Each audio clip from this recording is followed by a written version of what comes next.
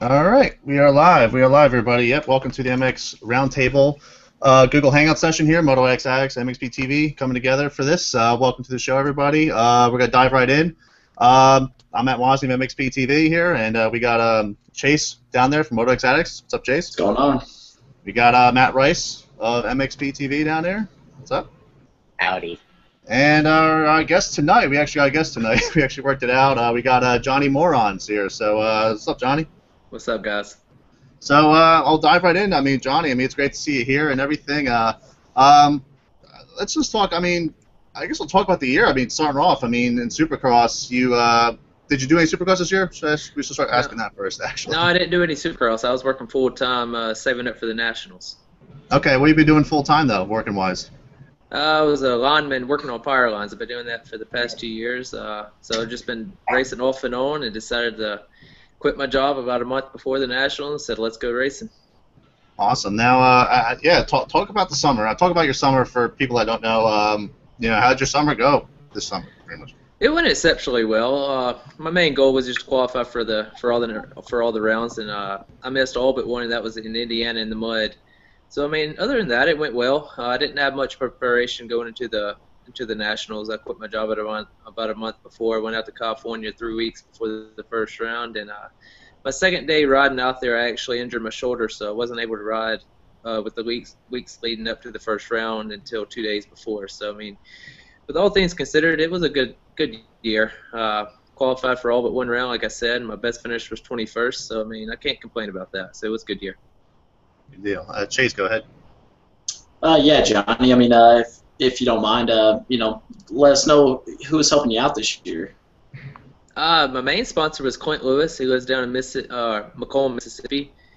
He provided a bike for me and a spinner van. I had quite a few guys pitch in with money here and there, sponsors-wise. Dave at Engine Ice, some of my good friends that work at dealerships, just a whole bunch of group of people, really. It's not just one person that helped out the whole entire year. Yeah, who did you have wrenching for you this year? I know you kind of, I think, had two different guys. Yeah. How was that? It was kind of confusing in the middle of the season trying to get adjusted to one another. But at the beginning of the year, it was Tyler Nolan from Tennessee, and for the last 6 races, it was Tony Plaisance from Louisiana. So it ended up being pretty good. I could have probably done it on my own, but I'm not much of a mechanic, so I probably would have had a bike probably break mid-moto if I wrenched on it. Yeah, for sure. We saw you a couple times, getting some TV air. It was Shugel, I think it was. Man, how cool was that getting, a little bit of the spotlight, getting a national televised interview? Man, that was awesome. Georgia came up to me during practice and said, that her and her producers wanted to interview me and things like that. So I kind of knew it was coming, but I had a little bit of pressure on me. I knew I had to qualify. And, the only reason why I got national TV time was because I was the only rider at that time that qualified for all the nationals and didn't score a single point. So, on one hand, yeah, I got national television time, but it wasn't worth. It wasn't what I wanted. But no, it was cool. Got interviewed right there on the spot on the starting gate, so I nailed it pretty good and good. Anytime you get national TV time than myself, so it was good. Yeah, we all thought you did a great job. So just took it like a champ, like it was something you do every day. So that was pretty sick to see. And a couple other moments that I remember throughout the season was Millville. Man, yeah, the second moto, I think it was, they had the, I guess, gate malfunction or whatever. Man, you had an awesome start there. One of your best ones of the season, man. What was going on there? I don't know. At the first couple of rounds, I started in the back, and I just hit my marks on that start. And around the first turn, I was in 5th, and I passed Metcalf, I think, in the second corner for 4th. And man, I was just going wide open. There wasn't much thinking going on, and I've been struggling all weekend through the sand roller. So still came out in the top 20, and then I saw the red flag, so I was major bummed. All year round in the first couple of nationals, I've always come from the back and finished about, say, around 25th, 26th, and that was my first time starting within the top 20. So I was looking forward to it, and to see the red flags and all of that stuff. I was major bummed. What were you running that paddle tire again in that moto, or I know in that LCQ you kind of switched over to a paddle tire off the start because I think you said it was real sandy off the start, and that LCQ, man, you ripped a pretty sick hole shot there. So. No, I went back to the MX-32, and that's probably one of the rounds that you could probably use the MX-11 for the whole entire weekend. But no, we switched to the MX-32. What I know, like Heath ended up coming in a little bit kind of mid-season. You did a little bit of traveling with him. Was he traveling with you, or did he have his own van and you guys just kind of roamed around the country together? Or? Yeah, he was. He did his own race in his van in Butts Creek and Millville. He was scheduled to do the Canadian Nationals, but he had quite a conflict with getting over the border, so he wasn't able to do that. And he traveled.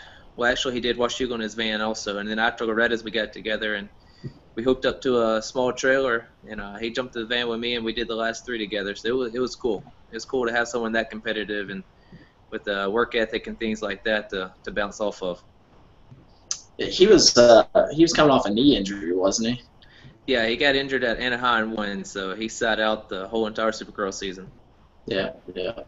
Well, you made 11 of the 12 nationals. The one that you didn't make was the Indiana one. Can you take us a little throughout that day? I was there, man. It was not very fun for, I guess, a spectator or somebody in the media trying to roam around. So I can only imagine how bad it was on the track.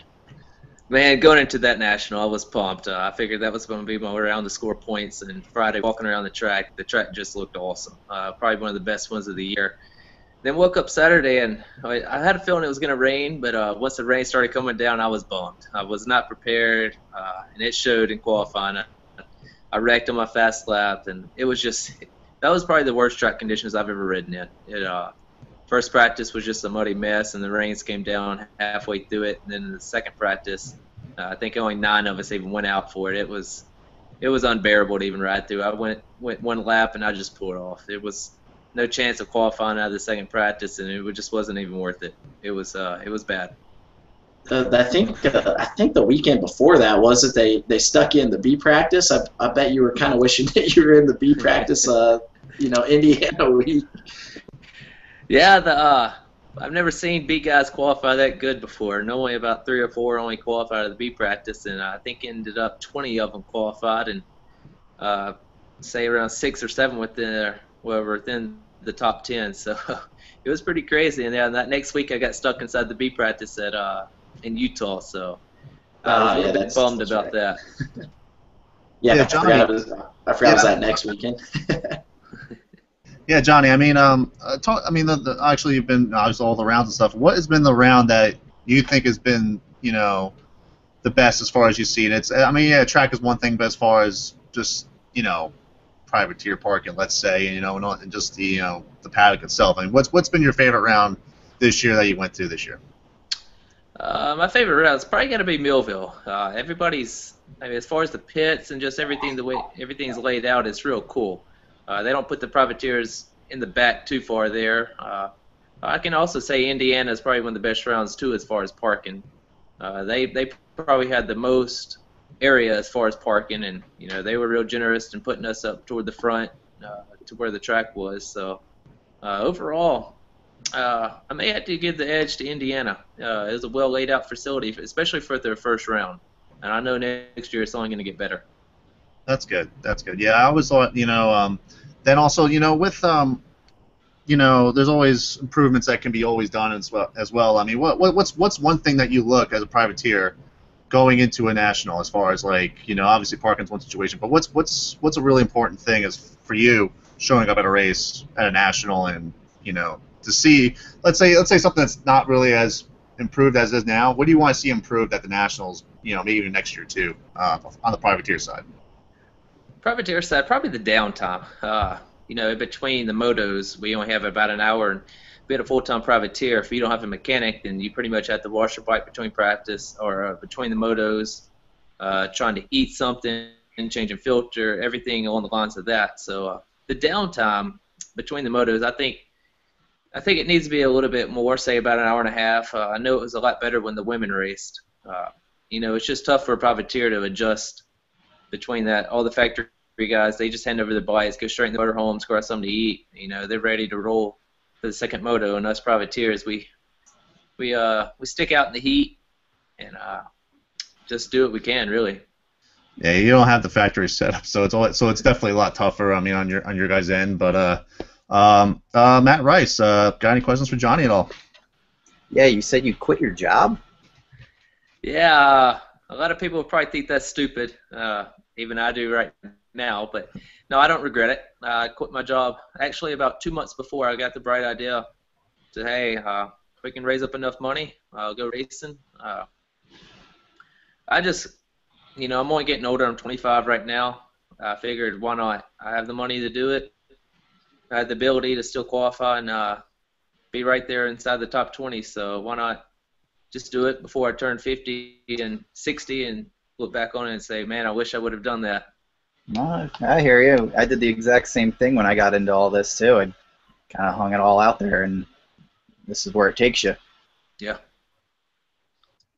This was your first year doing the 450 Nationals, wasn't it?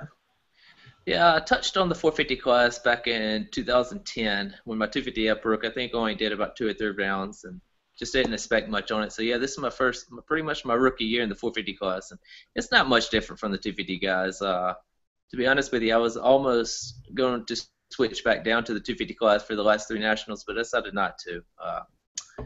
I don't know. I just rode a 250F a whole lot better. The first couple of rounds this year, it was a little bit hard to get used to the 450 as far as riding it was. You don't charge as hard on it as a 250. You ride it a lot different. So it took me a little bit to get used to that, but the 450 suits me a lot better. I know you sat out. Was it just 1 year kind of? Well, I think the year before you kind of just did a couple select Nationals. What did you think? I guess maybe getting back into it and the pace that those guys were running. I mean, was it kind of a shock or? Wasn't much of a shock. I knew that those guys roll as soon as the gate drops. Yeah, 2010, 2013, I think I only did 3 or 4 Nationals each year. So I knew what the pace was. Yeah, sitting out that long, it did hurt me a little bit. So I didn't get used to the pace till about mid-season. And even to right now, I feel like I'm hitting on my strongest right now at the last round in Utah. So kind of wish we were doing a lot more than 12 rounds, but I know some of those guys are ready for a break, but I'm not. I know you mentioned Utah, that second moto. What happened off the start there? Man, that was a cluster. Wasn't prepared for that. I had a good jump, and I figured I could wrestle myself inside the top 10 around the first turn, and next thing I know, I'm rolling down a hill head first with my bike coming on top of me. So, I kind of blame Chad Reed. For a moment, I looked up, and he was the only guy I saw. And once I saw the video, I realized it's not his fault. It was about 5 guys over. And it was just a domino effect, and I was the last guy on the end to get knocked down. So I'm just happy we all got up from that. Do you think that was one of the better races that you raced? Because you got up, and I think did you come all the way back to 25th, I think, or somewhere around there? I edged right inside 24th. So yeah, that was one of my best rounds. My lap times would have put me, I think, 15th, but everything happens for a reason, and I crashed and I had to make my way to the front. But no, that Utah was probably my best round. I qualified 15th, and first moto just bad. We had a little malfunction on the gate, so had to overcome that. And I don't know, Utah was probably my best round. I was riding good. Just had bad luck. What do you think of that track? I don't think you were there the year before, but it seemed like it was a little bit better. But the lap times kind of seemed somewhat short, and I don't know. What do you think of it? The only downfall for me was the lap times. Yeah, we were running, I think, 150, 155s, and that's the shortest national of the year. As far as that, the track was excellent. There wasn't much passing points. But again, I mean, you can make passes if you had to. Spectator-wise, I'd probably say it's probably the least favorite. I went back after my moto and watched the 250 guys race, and those you can't see from a fan's perspective. It's very very hard to see. You can't get in the middle of the track, so you have to stand on the edges. But as far as the facility and everything, that's one awesome place, and I wouldn't mind going back next year. I know you traveled around pretty much the entire country this summer, and I follow you on Instagram and Twitter and all that good stuff. So, see, you doing a lot of sightseeing and stuff. What kind of cool stuff did you guys end up getting to, see throughout the summer? Sitting in California, that was nice. We went to pole position and a lot of places like that, kind of hung out and rode go-karts. We went to Mount Rushmore. I even went to Washington, D.C. That was an experiment. Just riding around bicycles around D.C. and actually taking selfies with other people, and so it was fun. And I definitely would travel around in the van a lot more than what I did in the motorhome back in 2011. In the motorhome, I tend to fall asleep and can't wait to get to the next place. But in the van, it's actually nice getting to sightsee everything. So yeah, I had a lot of fun. That what was that place up in Michigan? That looked pretty cool. I think maybe your dad was telling me that was the place that Heath was staying at or something around that area. Yeah, Heath mentioned a place up there, so we went back up there and stayed at I think his name is Mike Smith. And he actually lives, I'd say, 20 minutes from Nick Way. So Nick Way lives up there, and it's kind of a private place. He let us stay in his camper. He's got a pond. He let us ride jet skis in it, take his boat out, fish. He's got 2 tracks. He's got a sand track and mainly a corner track. So it was awesome. He let us do any type of work on the track that we wanted to. So it was a good central location to us, going to Millville and before Budds Creek. So it was an awesome place. Yeah, man, it looked pretty cool. So I was about to hop in my car and run up there and hang out with you guys for a couple days or something. I don't want to steal all the questions, but Chase. Yeah, sorry. You were so close. I think one or two motos you were 21st, 22nd. Didn't end up getting that point that I know you wanted to get in the points. Does that make you want to consider maybe coming back and doing some races next year again, or what's the game plan? Man, who knows? I keep saying my goodbyes every year. So even last year in New York, I said, man, this is it. Say my goodbyes to everybody, and look, I did all 12 rounds this year. So I will say this: you'll probably see me again next year. All right, good deal. That's all we like to hear. Yeah, I mean, and Johnny, I mean, what races,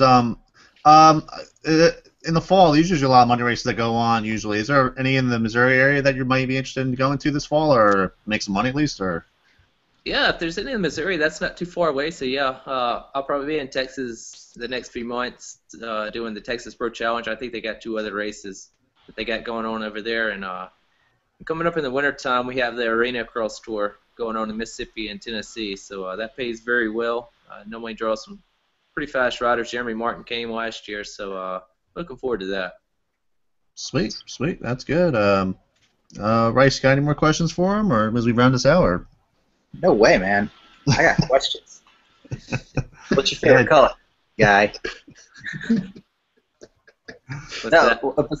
Besides riding dirt bikes, what else do you like to do?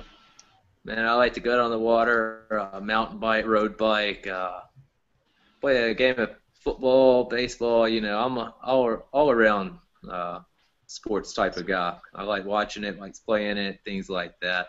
But recently, I started getting into road biking and mountain biking a lot, so I can definitely see that in my future. Sweetness. Yeah, as far as sports go, Seattle just scored. It's now 10-7 Seattle at the moment. Whatever, man. Federer's in this match. I'm losing my mind. Just to throw that out there. But anyways, thanks Johnny for coming on tonight. Appreciate the time as always, and we'll try to keep you updated. What's your Twitter, Instagram, all that stuff to keep you to keep everyone updated on what you're doing? Instagram is jmore140. So I'm not quite sure what my Twitter is. It's probably possibly the same. Yeah, I think it's the same. Oh, no, I didn't. Okay, cool. So jmore140. Make sure you guys follow him up there and see what he's up to. So, but yeah, thanks Johnny for coming on. yeah, just hit the end call out there when we finish up here, and you're good. So thanks for coming on. Thanks, guys. See y'all. Yep. Thanks, Johnny. Bye. See ya. So that was Johnny Moore right there. Yeah, awesome to have him on. I mean, we've been trying to get a guest on. We just haven't got a guest on. Shoot, it's been a while, so it was good to have him on there. So thanks to Chase for plugging that out there. So No problem. sweet. So getting some Twitter questions in already. So we do have people watching, which is pretty cool. What do we got here? Oh, we got a will RV be back for 2015 Supercross? Let's just say yeah. Screw it. Let's just tell people. We got a yes for Supercross. I'm more on the GP bandwagon right now because it just seems like it's leaning more there. It seems like so. Yeah, his deal is it's leaving a lot of people blank, but I think the reason why it's blank is just because he's not exactly sure what he's doing yet. So it's kind of strange and to see how that was. But also I was looking up at Also, I read a really good article that Weege wrote up on RacerX this week, and it was pretty interesting to see how top riders have, like, one example was Carmichael, how he ended out his year. He came in, basically 2006 was his last full year, and then just came in 2007 and be like, I'm just gonna race and that's it, and kind of was like a farewell tour more than anything else. But it was very much announced. He was only doing like half a season or less than that.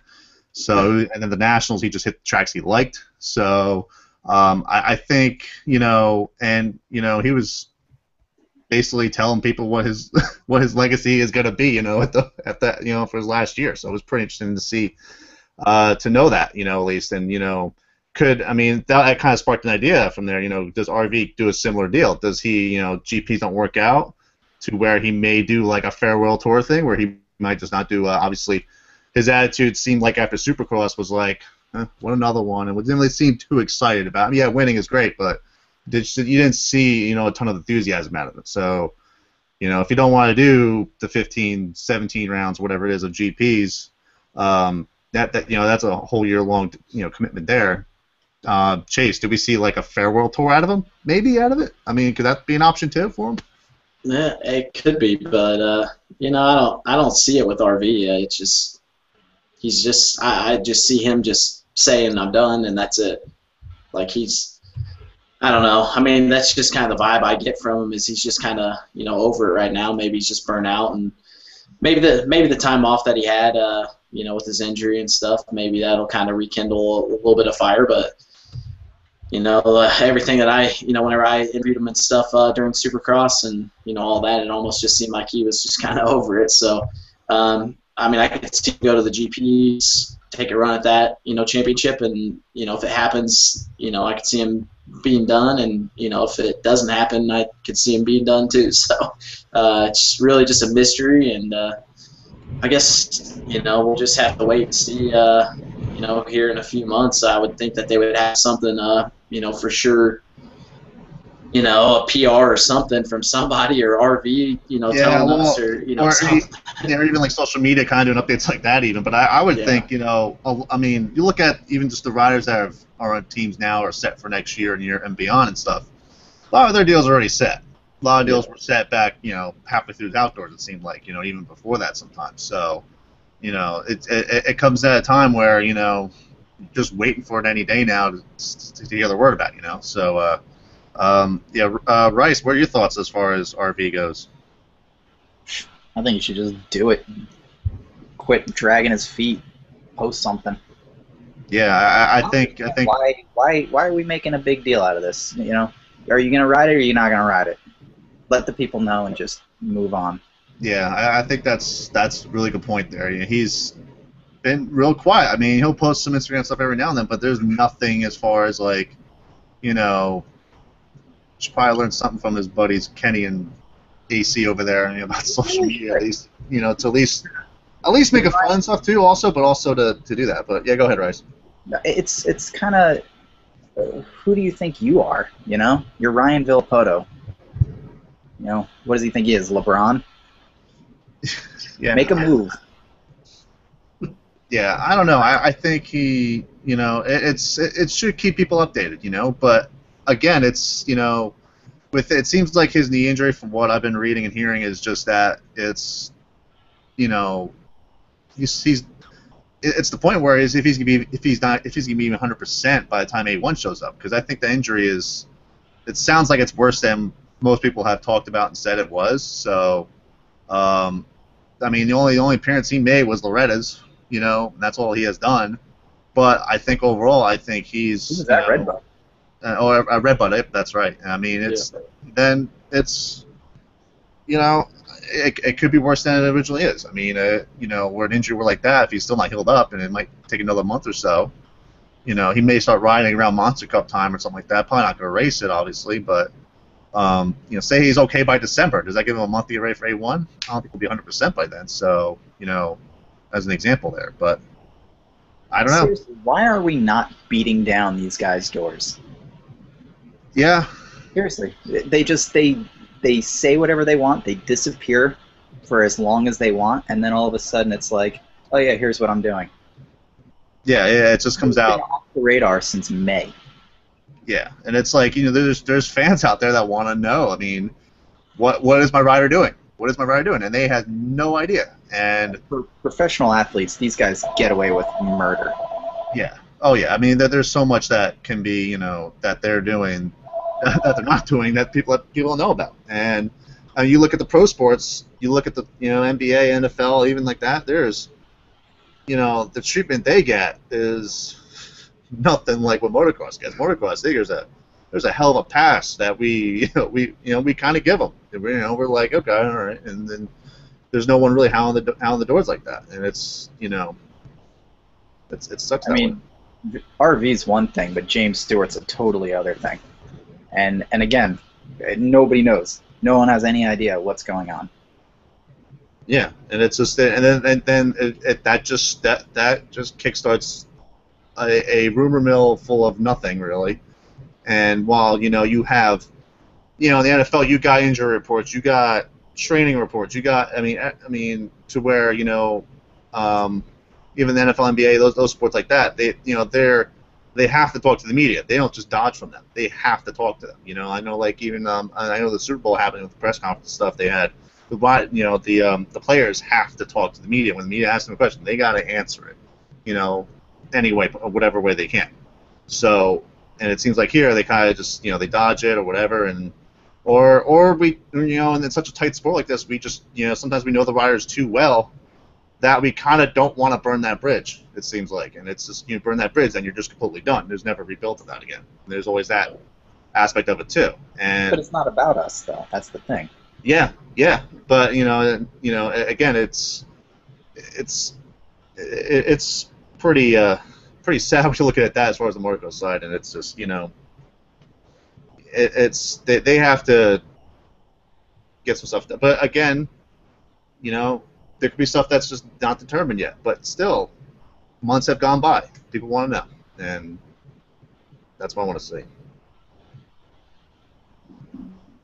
Any other? I'm kind of with you on the burning the bridge thing though too. I mean, I feel like a lot of guys won't ask the questions because of that, so it makes it a little bit more difficult for sure.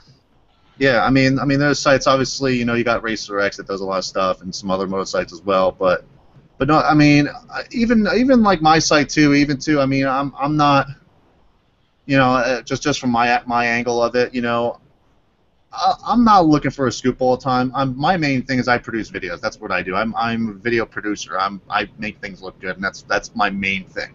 I'm not really there. If I do get a scoop on something, that's just randomly, like, not even attempting it, So, and it's, it's in that angle, it's tough that way, I guess. But I don't want to go on Burbage because I want to do video work. I want to do video work with these guys and stuff, and it's always a lot of fun, But still, it's again, yeah. I mean, if you can risk it, then go for it. I'd say like that, So. Yeah, I mean, Chase, what do you think about that as far as, I guess, transparency of the riders? Let's say. What are your thoughts on that?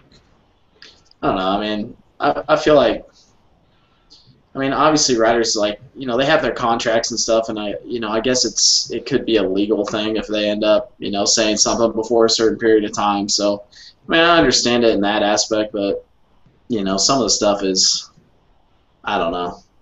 It's a difficult spot for kind of the riders, but also the media too, because obviously the media guy doesn't want to burn the bridge, and the rider doesn't want to do something that they're not supposed to in their contract. So it just kind of sucks, really. Yeah. I mean, it's good though. I mean, for sites and stuff. I mean, it's good because people are interested and they're checking the sites every day, waiting for silly season updates or whatever. And just like today, I think was the day that the KTM Troy Lee Designs PR came out. So I mean, slowly but surely stuff's starting to trickle out a little bit, and I mean, it's good for the sites because I think in the off season, obviously we're not posting up as much content and stuff because there's not really the main races going on, the Supercross and the Nationals. So it's just another stream of people checking your sites because of waiting for PRs and stuff to come out. So I don't know. It's a weird sport for sure. Yeah, and it's and another reason too they may not say much either. Also remember, a pro motocrosser's career is very short, so if something happens to where it kind of derails a little bit, if something gets leaked out or something that doesn't really go out too well, that could jeopardize a lot of things too. And you're looking at NBA players, NFL players, let's say, MLB players, they play at least 10 plus years, no problem. With the motocrosser's career, it's less than 10. Sometimes, well, obviously you got your Dowds and LaRoccos that race forever, it seemed like, but the top riders, they're in, and then once they start that little decline, it's when they want to start the little decline, it's like that's it. They don't want to go anymore. And the thing also with like the pro basketball players or baseball players and that type of stuff, a lot of times it seems like their contracts are for 5-7 years. Even like baseball, I think that like A-Rod or somebody like that was like a 10-year contract or something. With motocross, I mean, you're like 1 year, maybe 2 if you're lucky, but anything kind of beyond that's kind of almost unheard of now. I know AC, whenever he got signed from PC, that was like a 5-year deal, but he was still on like minis or something too. So I mean, whenever he hit the pros, I think he has 3 years or something. So I mean, it just seems like the riders' contracts are such a like short time, but before they've got to go out and try to find something else. So I mean, it's just, you really don't want to burn a bridge with like really anybody, because you might be set for 1 year or whatever, and then the next year you could be looking for that ride and burn that bridge, and you might not get a contract with anybody, and it's crazy. And it seems almost like the contracts in this sport too can that people can just wad it up or throw it in the trash, and it doesn't mean like hardly anything either. It's crazy. I mean, I've seen people get dropped like mid-season or whatever, and nothing really come about of it. And I don't know. What's your thoughts on that? I mean, it just seems like a contract in this sport is almost like, I honestly don't even know why they have them sometimes.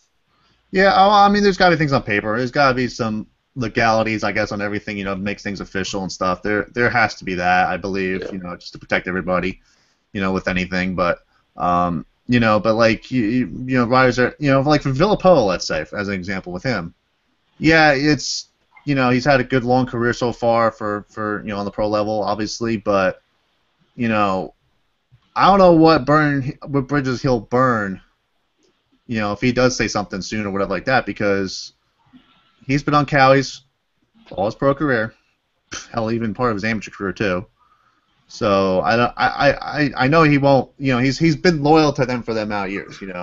Yeah. And it seems like where you want to throw a little flexibility window in there probably maybe to kind of say some stuff even too. But I mean, I'm not saying to talk bad about anybody or anything else. But for fans that want to know, it's like fans are just yelling at walls right now. There's no one really wants to.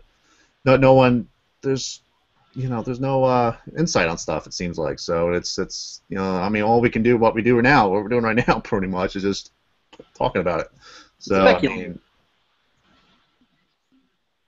Was that Rice? Speculate.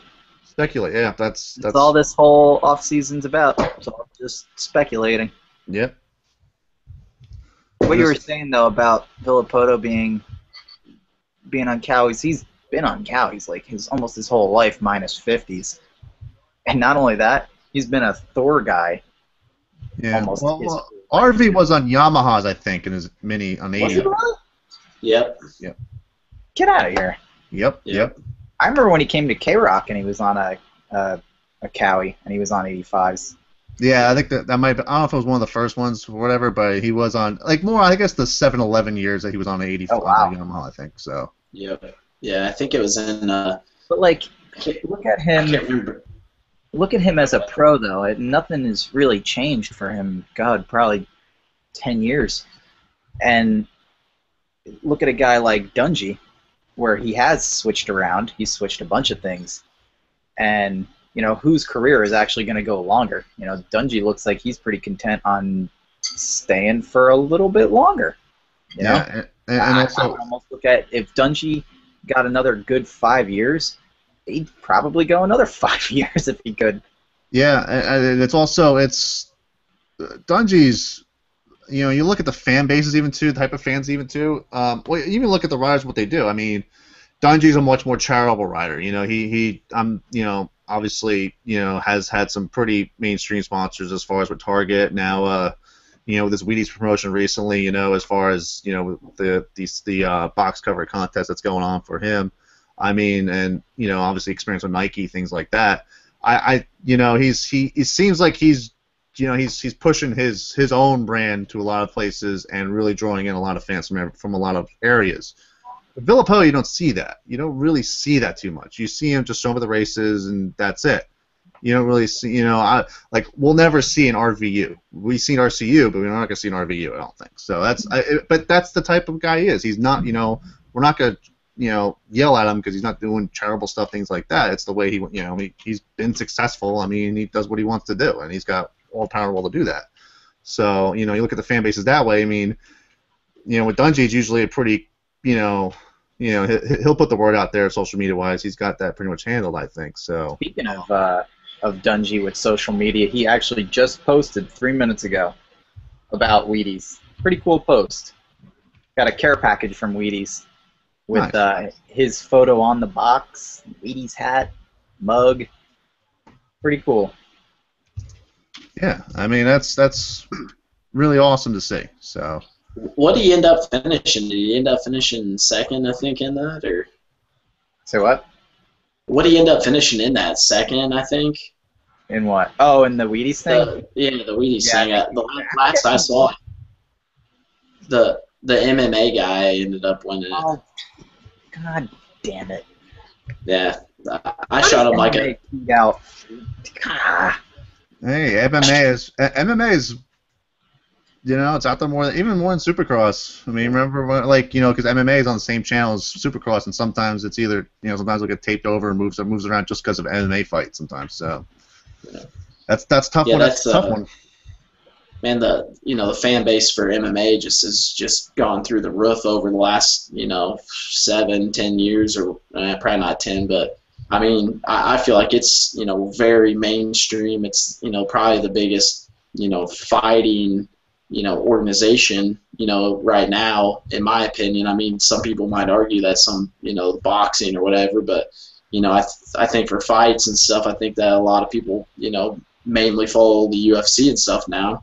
So, I mean, I think it's awesome that, like, you know, Dungy, they gave him a, you know, pretty good run for their money. So, I mean, a mainstream sport like the UFC to, you know, motocross and supercross, I mean, I think that it's, you know, kind of night and day, really, you know, difference in the amount of, you know, the following. Obviously, if you look at, like, you know, UFC's Instagram or, you know, their Twitter, like their Twitter's got, like, you know, over 1 million followers and stuff like that. So, you know, they're sending out those tweets, and like potentially like 1 million or a few million people are seeing those, you know, and then Dungy's, you know, sending out some, and he's got, you know, maybe a couple 100,000. So, I mean, I think it's pretty cool to see, you know, Dungy and everybody really give the UFC a good run for their money for that. I mean, I think that the UFC was, had to have been a heavy favorite. So I mean, that's pretty cool though, and shows how big of a fan base that Dungey has. So Yeah, definitely. I think so. And We need a new plague. what, to all the bars in the country that watch MMA or something. Yeah, let's all get faux hawks, everyone, and go watch MMA. I'll tell you what, when you see a fight at a bar, either on TV or in person, people are watching it. So. God. Yeah. So I mean, as far as silly season talk goes, as far as riders going where there's a ton of switching going on. That's currently being rolled out. It seems like in these next, by the time Monster Cup shows up, we're gonna probably see where everyone's gonna be. So. By the way, Seattle just scored a touchdown, so it's now 16-10 now. By the way, yeah, I mean, what are some team switching that you've been seeing, Chase, on your end as far as so far? One that I just saw, recently, just looking at some of the, sites, silly season updates and stuff was, Troy Lee Designs, KTM now. They were showing that Double D Darren Durham might be on there. I think that would be an awesome fit for Durham. I think that the atmosphere there's quite a bit more relaxed than over at PC, and I think that him having a fun relaxed atmosphere. We might see one of his best seasons coming up here this next year. So that was one that kind of caught my eye that I thought was a really good fit.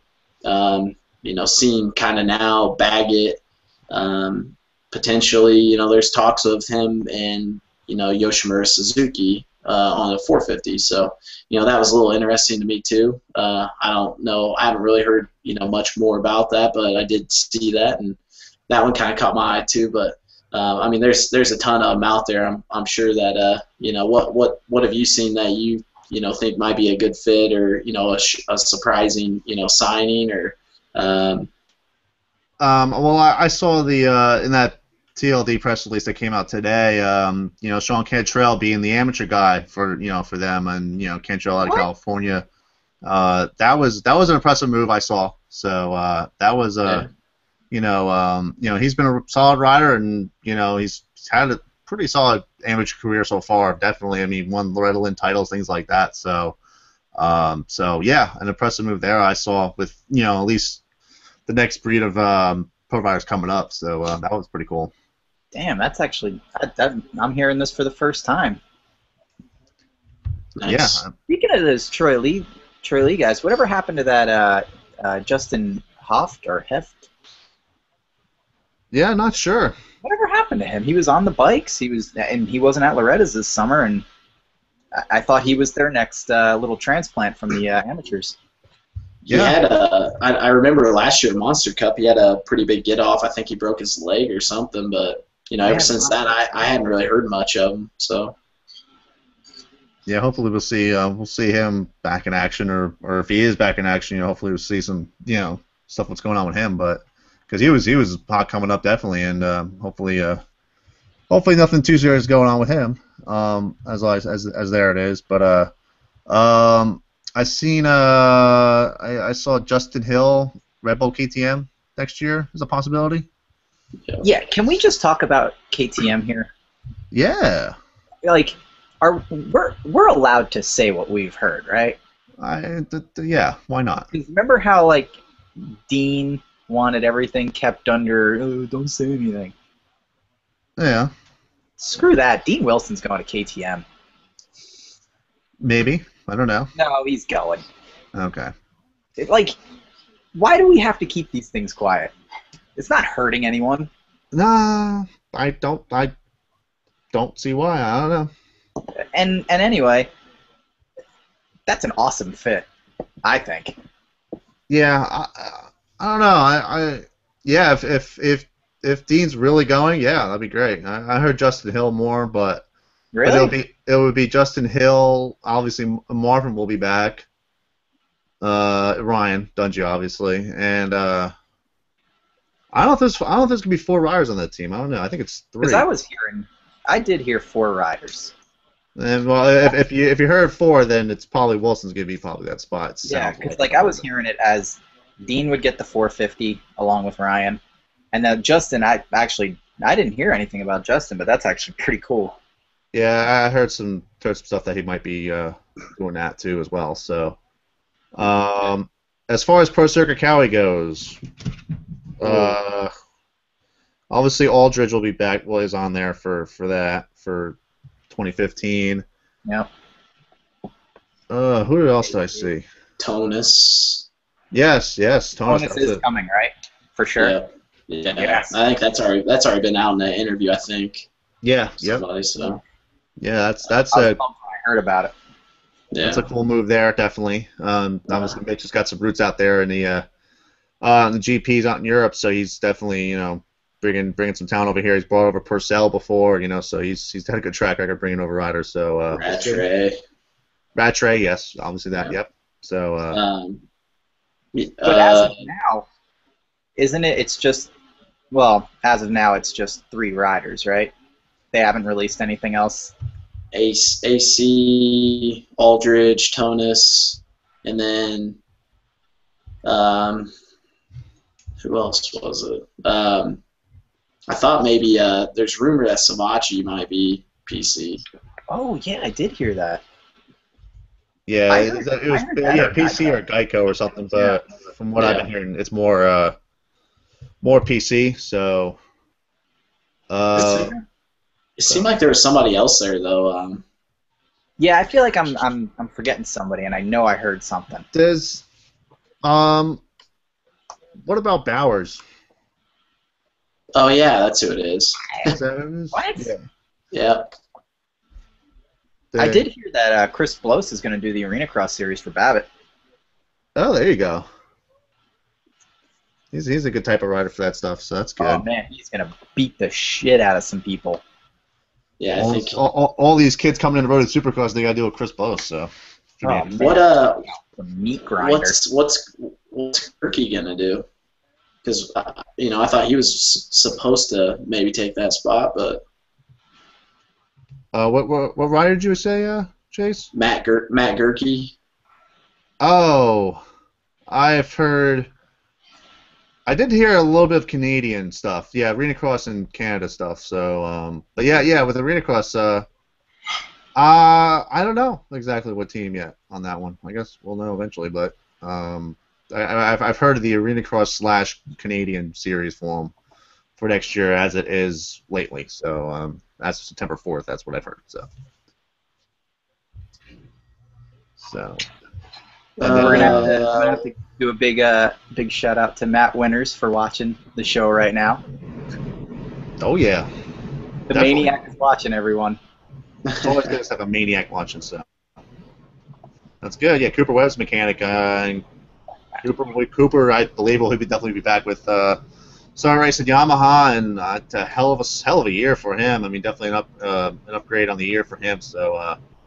Obviously Team H.R. Martin taking 250 title. I mean, it's gonna be good, and I think they have A-Rod back, I guess, next year, and Plessinger, I guess. Yeah, Plessinger will be on the team. So.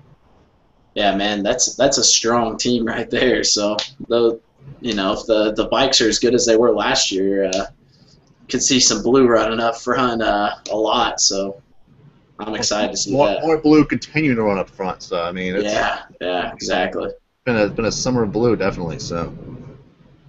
Yeah, it's scary too because Jeremy and Cooper and A-Rod and Plessinger. I mean, they're all just so young too. So I mean, just to see what they did this season, and to gain more and more experience and have another off season to continue to grow their skills, and that's it's scary for everybody else. Definitely.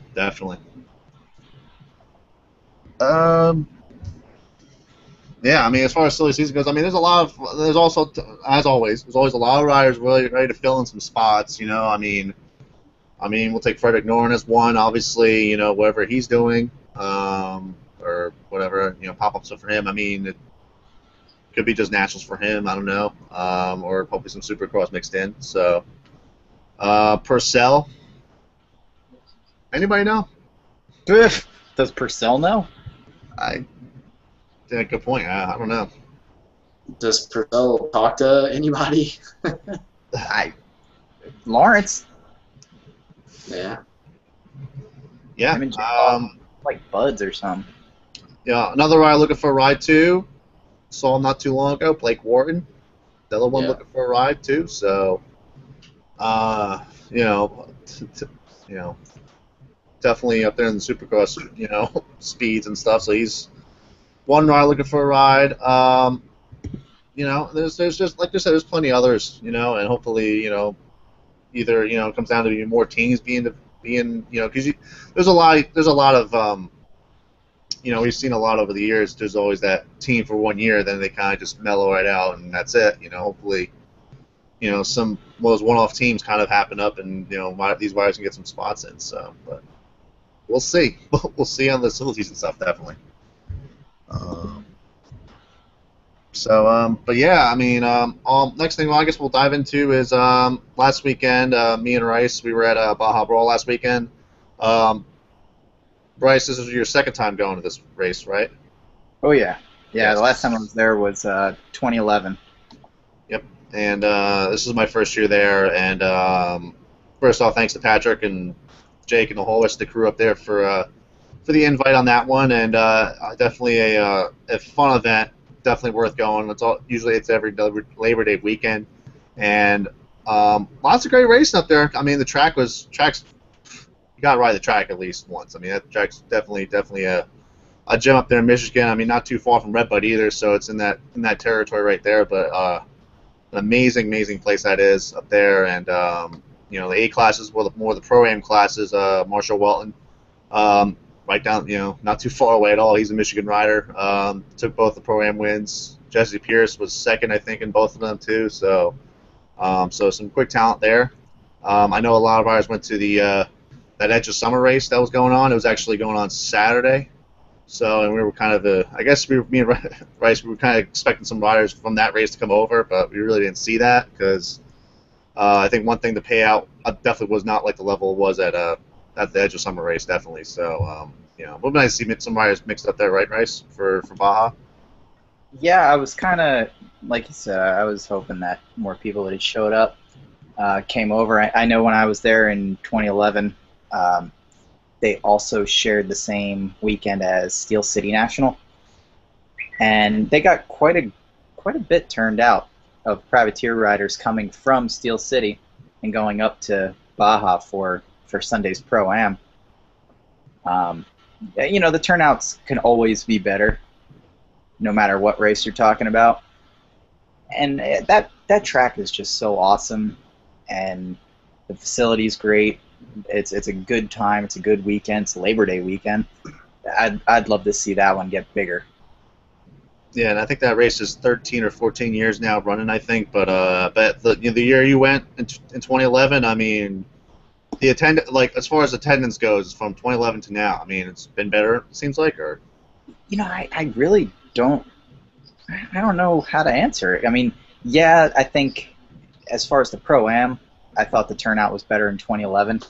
But the amateur racing, like B class and the younger classes and stuff, I thought that was pretty good, if not more, when we were there this past weekend. But just the environment itself looks like it gets bigger every time I've been there. Yeah, it seems like there's a lot going on, you know, especially at night. You know, obviously the Palmpalooza action that goes on. I mean, with the you know, the belly flop contest, BMX pond jump contest. They had some jet ski action. They had a lot of jet ski action going on in the pond there as well. And probably agree with me, the Wheelie Boys thing, that was pretty insane. Out of control. I mean, I felt like I was going to die like twice. We walked out. I mean, thank God we've got vests on because we were allowed to get out on the street, but I don't know if I really wanted to be out there. Those guys are so out of control, it's not even funny. Dude, I like the guy that had the skid plate with the one-way arrow pointing up. That was sick. Those guys are just... how does someone have so much talent? I don't know. And then there's like 6 of them. Like they all just somehow were buddies, and they were like, "Hey, we're all really good at riding dirt bikes and doing wheelies, right?" I'm like, "Yeah, we are." Oh, okay. Well, this was a perfect group of friends.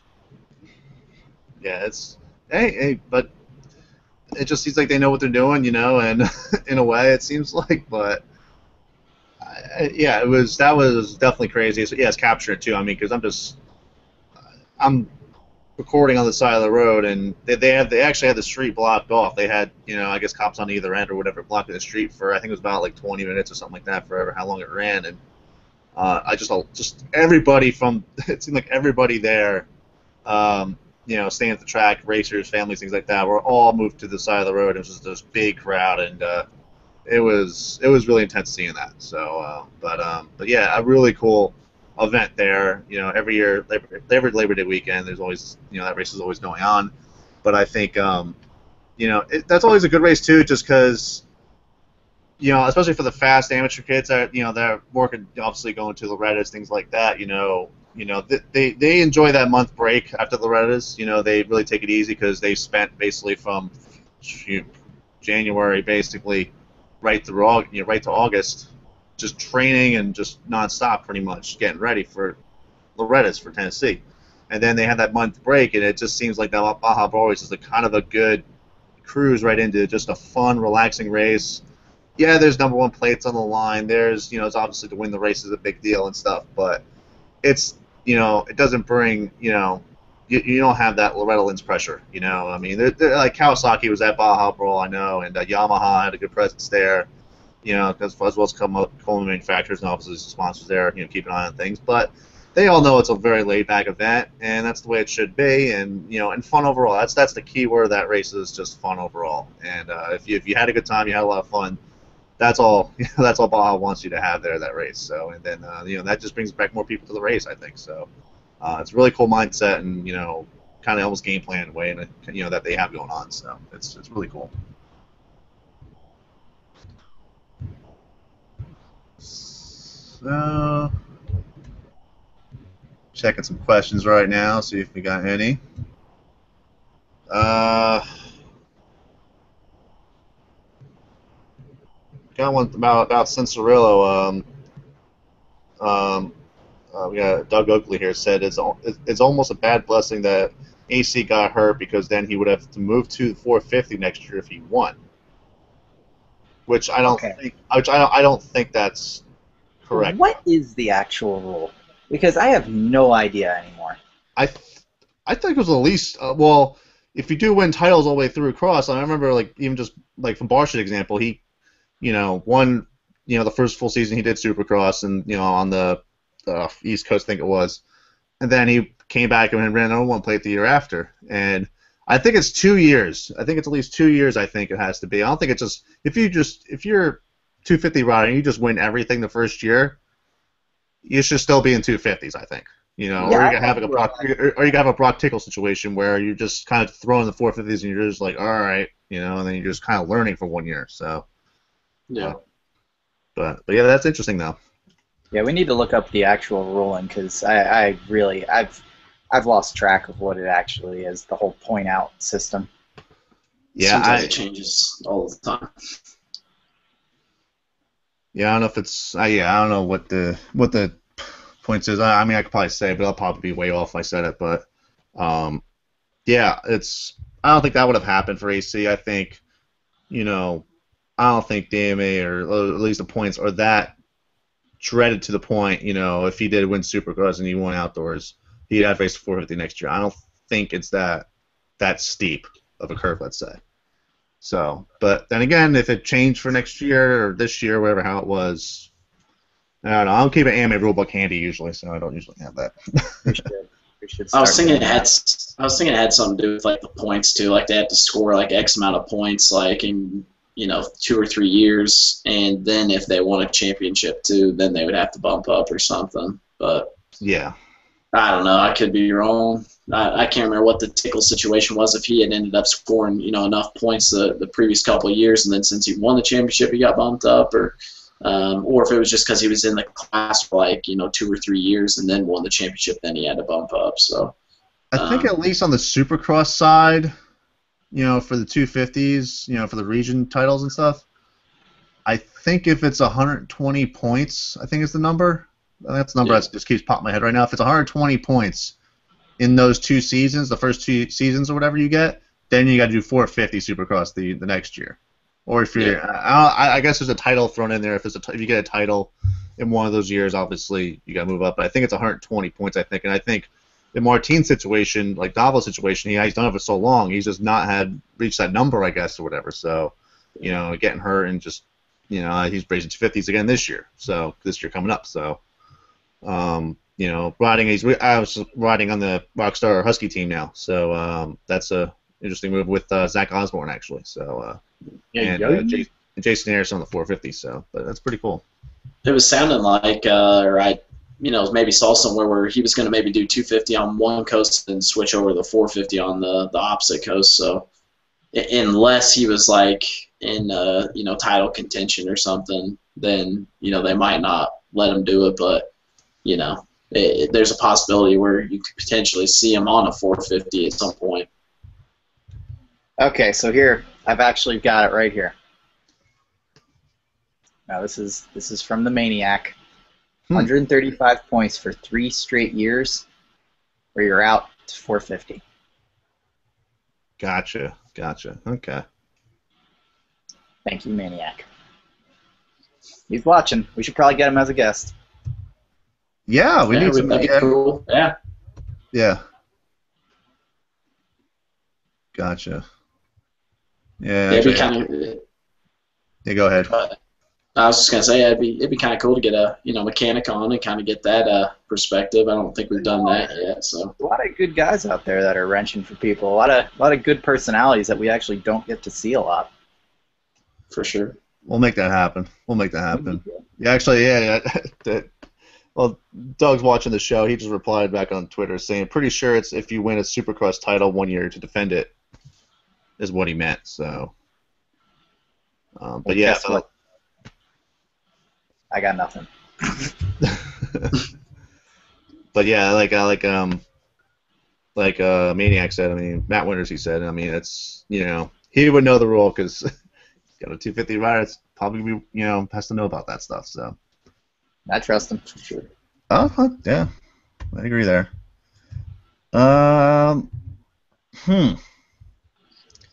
Anything else in the motor world we want to talk about? Maybe I've glazed over and just completely forgotten about. Should I dare jump in Vital and just look at stuff and... No. Don't get sucked into it. You're going to spiral. I don't know. Yeah, it's all off-season. You want a place to go... Well, I think off-season fix, but yeah, go ahead. It's the off-season now. I just got out to California, so we'll see what happens until next Thursday. I don't know. Maybe I'll go out to some tracks, see what's going on. Yeah. I did see something about Will Hahn trying out some Kawasaki's. I heard so. Kawasukis. That's what they're called now, I think, right? So. Yeah, all bikes are the same except for KTM. Very Austrian. They're taking over. That they are. Oh. Yeah. We went over it at the titles that KTM has won or been, at least in points this year, in all motocross classes. I mean, off-road classes, even all that stuff. They're either winning or top 3, and everything. It's insane. They are taking over now. So, and motocross and supercross always being the top sports there. Most popular sports, I guess you could say. It's KTM is taking over now. You can say that. And obviously GPs, they've done it, and it's happening here too as well. So, but they are not taking over Australia. I can tell you that. So. Who cares? Well, Australians do care. So Australians do care. Yes. Was it? I think Matt Moss won the 450 on a Suzuki. Yeah. That Suzuki's probably only off-road title it seems like, because they're almost non-existent in the 250s and all Luke that. Clapp won something. And Luke too. Yep, Luke Clout won the MX2 class down there. So yes, Luke Clout won the 250 MX2 title down in Australia. So that's also for him to do that. He's a good kid. I know he's always contacted with me back and forth, and I know he wants to come over here and stay, like he did when he was on as an amateur. He was here for a while at MTF.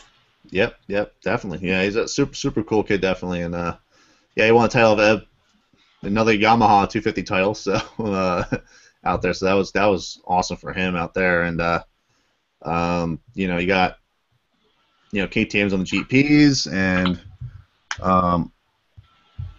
pretty impressive. Who was wasn't there an MX2 guy from Australia that was running the GPs a little bit this year? Oh boy. Wait, what? Maybe. Say that again? Wasn't there a MX2 guy from